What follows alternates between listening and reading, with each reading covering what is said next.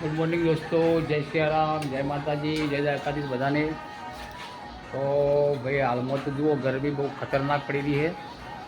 8 fail kilo થયેલી, જેને હૃદયની તકલીફ હોય ને, બીપી હાઈ થઈ જાય, લો થઈ જાય, ગભરામણ થઈ જાય, ગરમી પડી ગઈ છે હાલ। એવી ગરમીમાં આજે આપણે જવાનું છે બાજરી પોણીવાળા છે, તો પોણીવાળા માટે જવાનું છે। ત્યારે વાગ્યા તો છે જુઓ 10:30 થવાની તૈયારી છે, 5 મિનિટ ખૂટે છે। તો હવે આપણે લગભગ ગણો 1 કલાક જેવી પોણી વળે છે, એટલે પોણી વળા જવા છે। એટલે જુઓ આપણા ડુઓ શિરોમણી કહેવાય અમારે સવારે વહેલી લાવો ભાઈ શાહનો ડુઓ જુઓ। એ છાશ ડુંગળી મોય નાખેલી છે અને ખીચડી એનો ડુઓ બનાવ્યા છે। પીને જો ને વડીલોનું કહેવું હતું, ઘરડા લોકો કે ભાઈ આ પીવાથી લૂ અમે રક્ષણ મળે, જે ઉનાળાની ગરમી લૂ લાગે એનામાં રક્ષણ મળે, તરસ થોડી ઓછી લાગે, એટલા માટે થોડું આપણા પી લઈએ તારે વહેલું વહેલું તો 2 કોમ થઈ જાય, નાસ્તો થઈ જાય અને 2 કોમ થઈ જાય। તો એક અમારા વેકાણા વિસ્તારમાં કહેવાય છે હલેવડા, અમારી દેશી ભાષામાં પાપડ કહેવામાં આવે છે।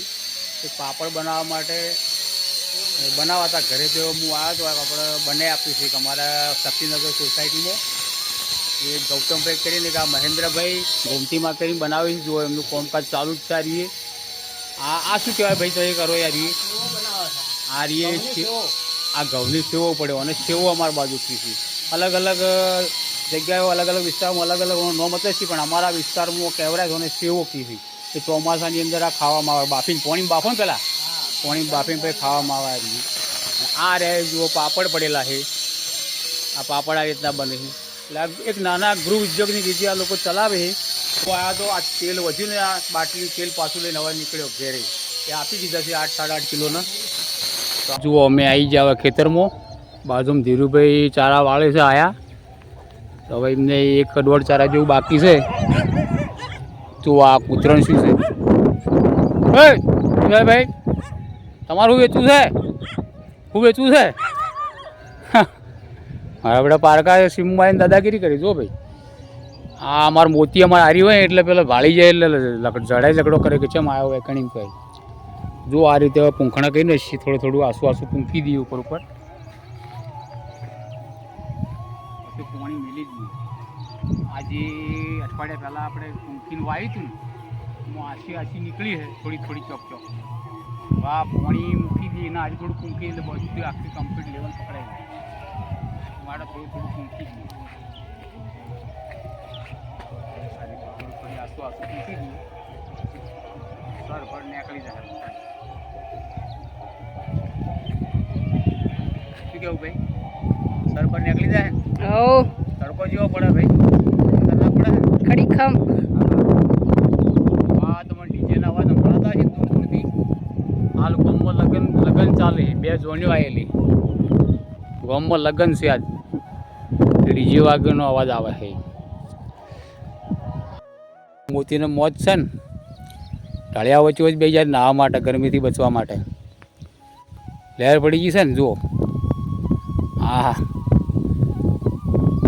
એમને પણ ગરમી લાગે એટલે બચવા માટે શું કર્યું બિચારા નાહવા માટે બેસી જાય, પાણી પાડ્યું છે જુઓ ઢાળિયા વચ્ચે પાણી રોચીને બેસી જાય। એ ઉઠ ભાઈ, પછી ઉઠ, પાણી રોકાશે લ્યા, પેલી વાત આગળ ફાટી જાય બહાર નીકળ, ત્યાં ઊભો થા ભાઈ નંગ। આ પાણી જુઓ 2 રેલે હેડે છે, એક આ બાજુ રેલો જાય છે અને એક આ બાજુ અમારી સાઈડ આવે, એક આ રેલો ચાલુ છે। બંને સાઈડ 2 બોરોના ભેગા પાણી કરીને હાલ ચાલુ છે પીવાનું। એ પેલા ભાઈને પાવાનો તો વારો હતો એટલે એમને મફ્યો પાણી, અમારું પાણી આવે ભેગું, ડબલ રેલા ચાલુ છે। જો આ ઝાડ ગીરો સોયલો હાલે ઊભું રહેવા થાય છે, ખરા ઉનાળે હાલ તો બહાર ઊભા રહીએ તો આમ તકલીફ થઈ જાય એવી ગરમી છે, પણ જુઓ ઝાડના સોયલો બાજુ છે તે થોડું સારું રહેશે કે ચારો વાળીને સીધા સોયલો વાળીને ઊભા રહીએ। 2-3 લીમડા છે, એક પીંપળો છે, આ ઊભો એ સરગવો છે, નીચે ડાળને છે ઊભો એ સરગવો છે, સોયલો મળે છે આપણને। મોતી હોમ ઊભા છે તડકે, એ બેઠા ધીરુબેન બાજુ. મોતી મોતી ના ઉતાર.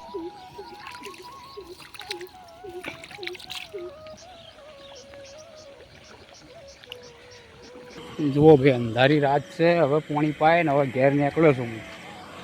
અને બાઈક આપણે નેહા લઈ ગઈ હતી દવાખાના માટે, એટલે આપણો આજ હેડતા આવવાનો વારો આવ્યો છે રાતના અંધારામાં.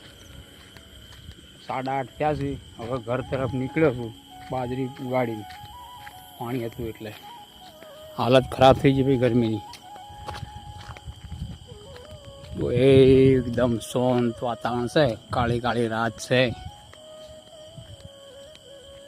કોઈ શોર શરાબો નહીં, ખાલી તમરાનો અવાજ આવે.